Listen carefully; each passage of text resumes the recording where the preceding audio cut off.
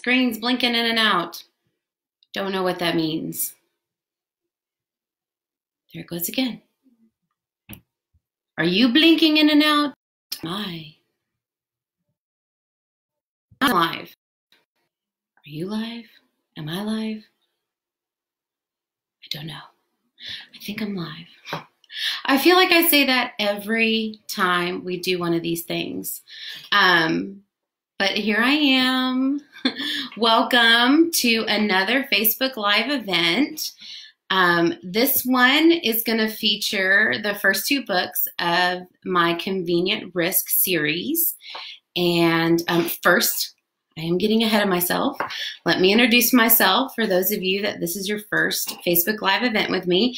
My name is Sarah R. Turnquist. I'm coming to you from Middle Tennessee, and I am a multi-published clean historical romance author.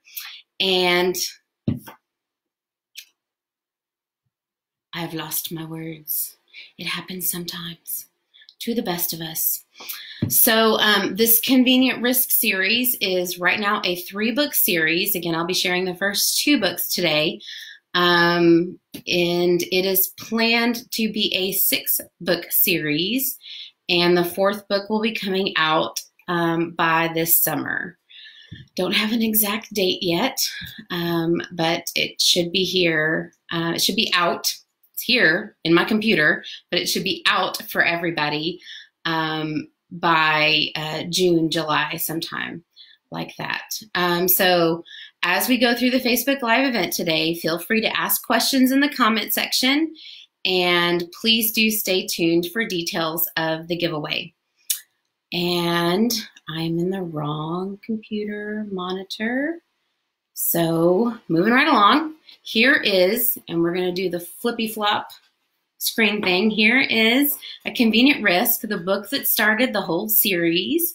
And again, this cover is designed by Cora Graphics.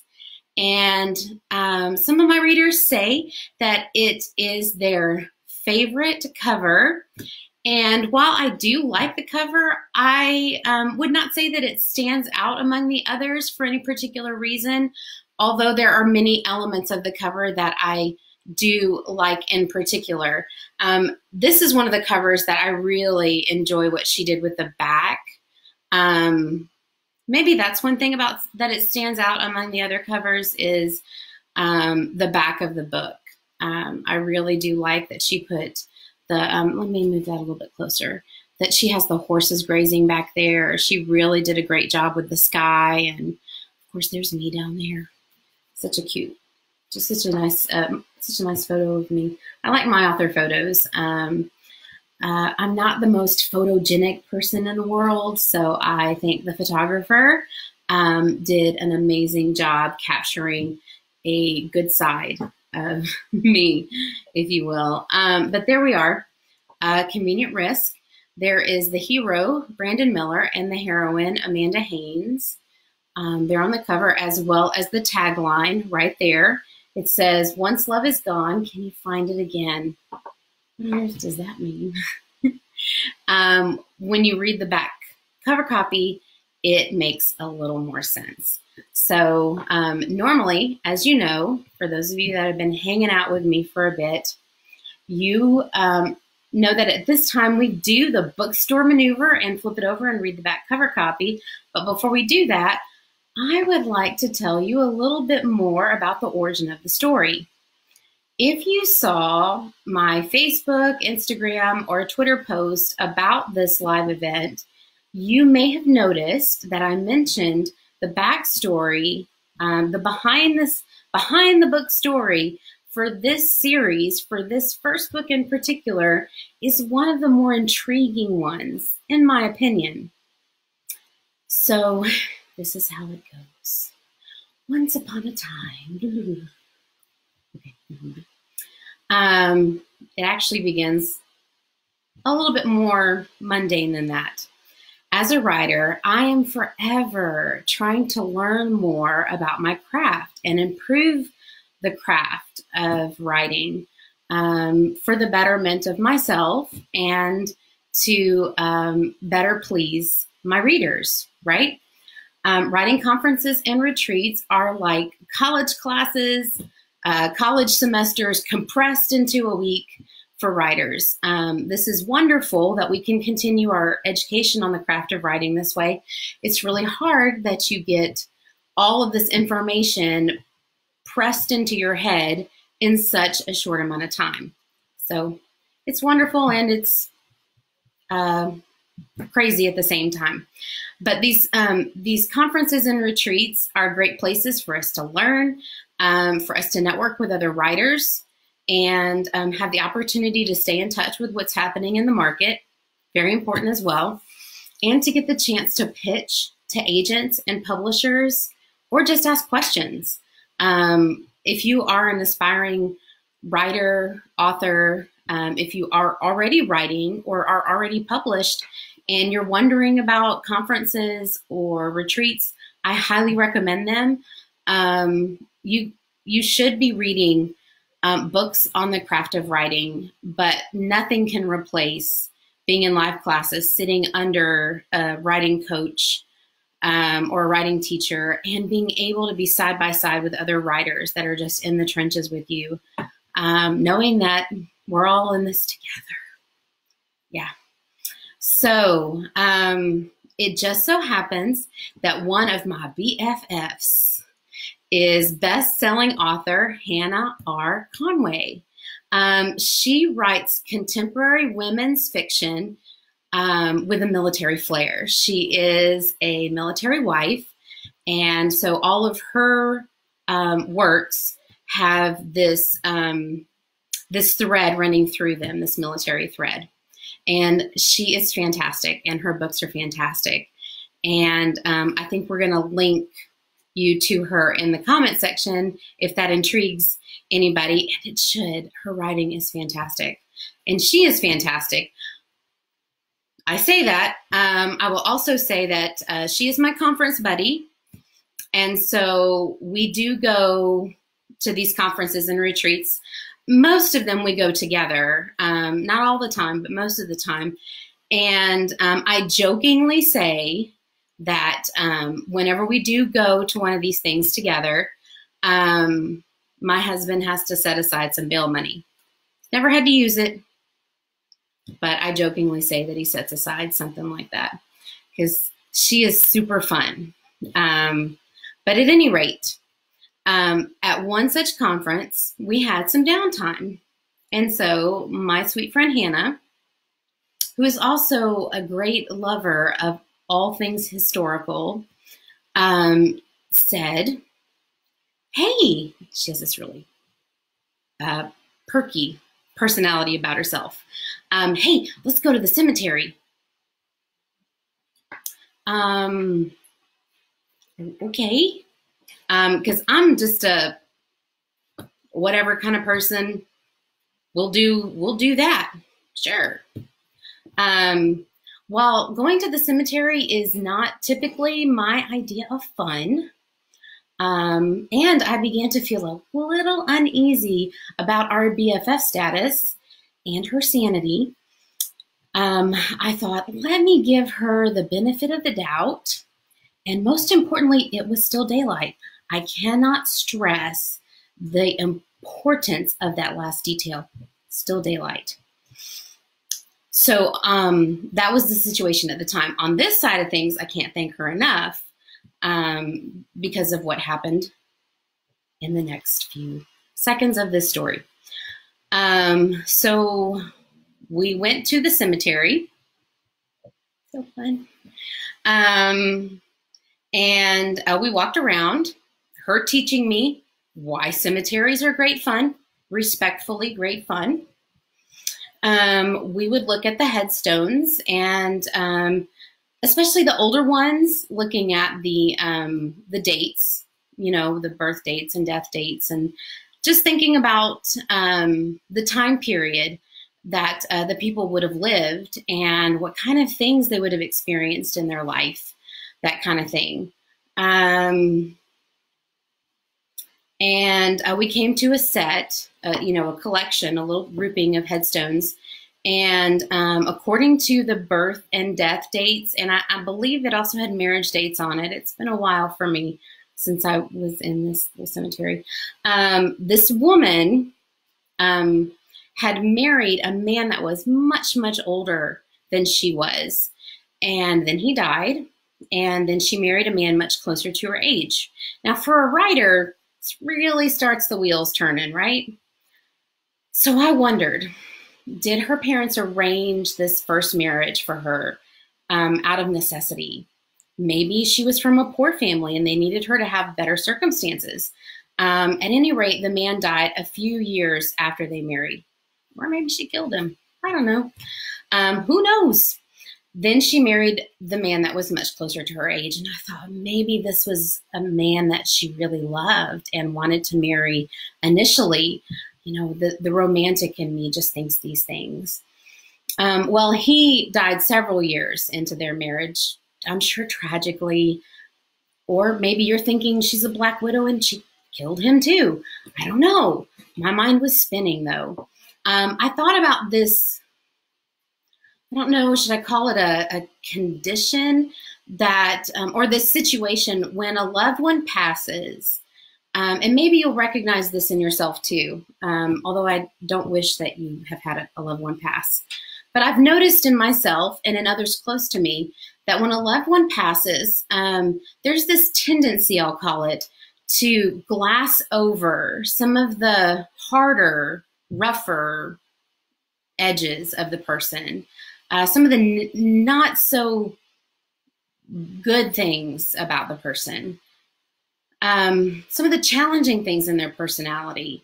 And we tend to memorialize these people, I mean, all people that pass on in our minds. And I don't know that we do that intentionally. I think we do it as a way in our grief to protect ourselves and as a way of showing love to that person that has passed, this memorialization that we do in our mind. I think it happens unless the person that passed was just absolutely horrid. I think there's, you know, if there's no good to remember, there's just no good to remember. But most people, there is. So I thought about maybe a widow who has to make a second marriage out of convenience. Now, if the first husband was an okay guy, you know, she carries the ghost of that first husband into that marriage.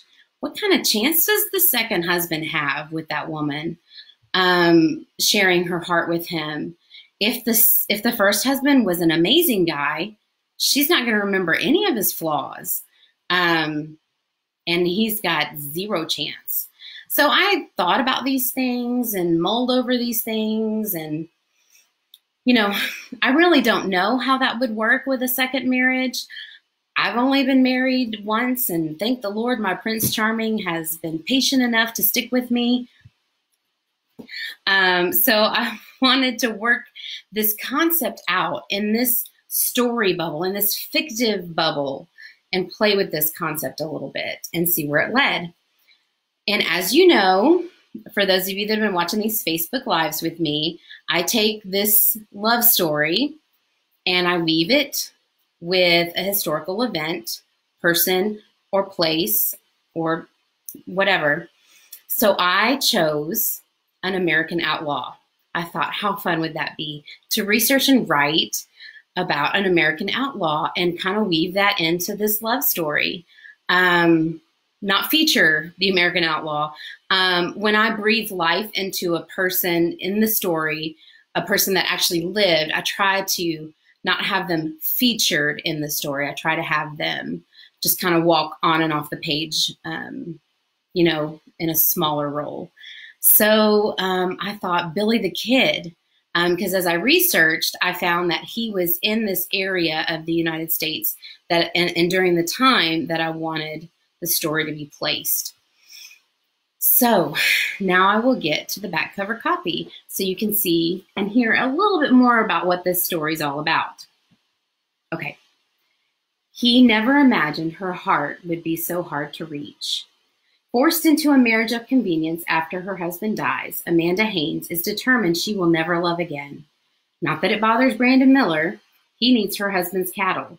She needs financial stability and long-term support for her son and herself. But she never expected to care so much about the running of the ranch. Butting heads over the decisions of the ranch, adding to her frustration and grief at her loss. Her well-being is soon threatened as their lives become entangled with Billy the Kid and his gang. What has she gotten herself into? What kind of man has she married? Is there any way out? Interesting. Okay, so I am going to go ahead with the excerpt reading. And this is, I believe this is in chapter 1. Yeah, this is in the very first chapter. Gonna get some tea here.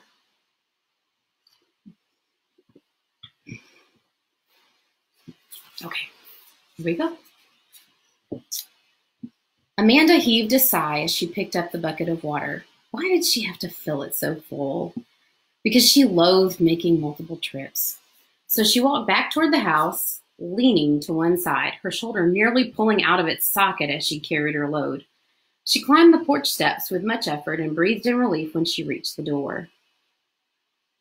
And I lost my place. Oh, pressing on it with her body, she was startled when it didn't give way under her weight. Water sloshed onto her dress hem and shoes. After releasing one hand's hold on the bucket, she worked the latch. Nothing. What? Samuel. Had he locked the door again? Slamming her palm against the rough wood, she called out, Samuel, let Mama in. A giggle sounded from the other side. She groaned. Samuel, this is not a time to play games. Mama needs in the house. She groaned. Oh, I read that already. More laughing. The water's weight became more than her arm could bear, forcing her to set it down. Mama wants you to open the door right now, young man. Amanda tried not to let her anger into her voice, but it came through in her raised volume. Banging both of her flat hands on the door and then shaking on the latch, she began to lose her tightly held control. Samuel Isaac Haynes, do you hear me? Is there a problem, ma'am? A voice behind her spoke. She spun toward the sound. A dark-haired man sat on a caramel-colored horse. Had she seen him before? He had a dark, scruffy beard that had probably only been growing for a couple of days. His equally dark eyes seemed to look through her. Ah, yes, he was another rancher. What was his name? Something Miller. Ma'am? She realized she had failed to answer him. Taking a step away from the door, she squared her shoulders. I am perfectly well. I seem to be temporarily locked out of my home, but it's nothing to concern yourself with, Mr. Miller. His eyebrows raised for just a moment. Surprise at her comment or surprise that she knew his name? It didn't matter. What can I help you with, sir? He remained silent for a moment and then looked down at his hands on the pommel of his saddle. I was hoping I could speak with you. Her eyes held his. She crossed her arms in front of herself. As you are? His face colored and he nodded. Yes, that I am. He licked his lips and looked from side to side. Perhaps this is not the best time. Dark eyes shot to the locked door. Amanda's temper flared. I can assure you, Mr. Miller, I'm quite well. Whatever your business is, I'm certain now is as good a time as any. Mr. Miller's face became slack and his eyes widened. It was several seconds before he seemed to gather his wits. Then he spoke. The thing is that I have a proposal. That is a proposition for you. Amanda's brows furrowed. Proposal? Marriage offer so soon? Her husband was not yet 1 week in the ground. He couldn't be serious. Mr. Miller continued to shift and fidget in his saddle. Yes, I know about that. That is, I understand that your situation is, well, you have no means to care for yourself and your son. Fire ignited in her belly. Couldn't care for herself and her son. Of course she could. She would do anything, everything. Her shoulders fell. Of course he was right. Her hands were tied. There's no real work for a woman in her position. How would she support herself and Samuel? That very question had kept her awake every night since Jed's condition turned serious. But that didn't mean she had to take any offer that came her way, did it? Amanda eyed Mr. Miller. He seemed a pleasant enough fellow. She searched her memory. What did she know of him? Not much, although she had never been much of a busybody, keeping mostly to the ranch and the home. All she truly knew was his surname. Mrs. Haynes? Shaking her head, she refocused on him. I'm sorry, what? Had he continued talking? I said that I could take care of you and your son, offer you the kind of stability you need, a home, food, whatever you need to be comfortable. Her eyes narrowed. Why would you do this? What was he after? She watched his eyes closely. Was that a leer or just an insecurity? He cleared his throat. I am in a position of needing to expand my ranch. If possible, I would like to take on your late husband's herd. Relief washed over her. He didn't have designs on her. They would each bring something to the table. A deal. Would he want her to also share his bed? Would I have my own room? The man blinked as if that had not occurred to him. Had it not? Yes, ma'am. There it was again, the reddening of his face. She released her arms and let them fall by her sides, eyeing the ground. Should she take this offer? Was there likely to be another, or one so gracious? Interlacing her fingers at hip level, she met his eyes again, opening her mouth to speak. But he spoke before she could. I'll give you some time to think about it. She closed her mouth and nodded. That would be best, not a quick decision. Thank you, Mr. Miller. I'll call again tomorrow afternoon. He pointed behind her. But I think your other problem may be solved. She spun around. Samuel stood in the doorway, door open just enough for his face to fit through. How much had he heard? Amanda jerked her foot back to stop the door. Samuel ducked back inside and pushed on the door, but it wouldn't budge with her foot in the way. Good luck, Mr. Miller called, tipping his hat. Amanda smiled and nodded before turning back toward her son and forcing the door wider. Samuel Isaac, you are in big trouble. As Samuel ran further into the house, Amanda couldn't help but glance over her shoulder at the retreating figure on horseback. The truth was that his offer was fair, probably the best she could hope for. If she received another offer of marriage, it would likely include a different understanding, concessions she wasn't sure she would be willing to make. But in her situation, she might have to. Perhaps Mr. Miller would have a deal after all. All right. So there's our excerpt. And after a convenient risk comes an inconvenient Christmas. And that is this book. Woo! It is so strange, this mirror view. I can't stand it. It is, again, a beautiful cover made by Cora Graphics. And the tagline says, when your family is at stake, can love break through? Now, this sequel and the others that come after it are not your, I call it traditional idea of sequel, wherein there's not really a cliffhanger at the end of A Convenient Risk or at the end of An Inconvenient Christmas. This is actually a novella, by the way. Oh, thank you. Thank you for, yes, it is a beautiful cover. It's more like there's a thread in the book, A Convenient Risk, that I pick up and expand on in An Inconvenient Christmas. And that forms the conflict of this book. And so we'll talk more about the third book in the series on Thursday. But I do the same for that book. I pick up a thread from the first two books, and we shift our focus to a different character that is in these two books. And that character comes more into the spotlight. All right, now we get to the giveaway. So here's how the giveaway works for those of you that have not been with us on previous Facebook Live events. I will pose a question and invite you to answer it in the comment section. You can answer from now until whenever. However, as far as the giveaway is concerned, we will only collect responses for the giveaway until 2:25. It's 2:25 p.m. right now, Central Standard Time. So at 2:25 tomorrow, so that's Tuesday, April 21st. Is that right? Is that right, technical staff back there? Tomorrow's the 21st? Okay, so at 2:25 p.m. Central Standard Time, April 21st, 2020, we will no longer collect responses for the giveaway. You may still comment if you would like, though. Then we'll do a random drawing of the names to choose a winner. The winner will receive a paperback copy of both A Convenient Risk and An Inconvenient Christmas and a $10 Amazon gift card. Are you ready for your question? Okay, so I thought since the Convenient Risk book, since the book A Convenient Risk features Billy the Kid, I thought there's a saying that goes, everybody likes a bad boy. Do you think that is true?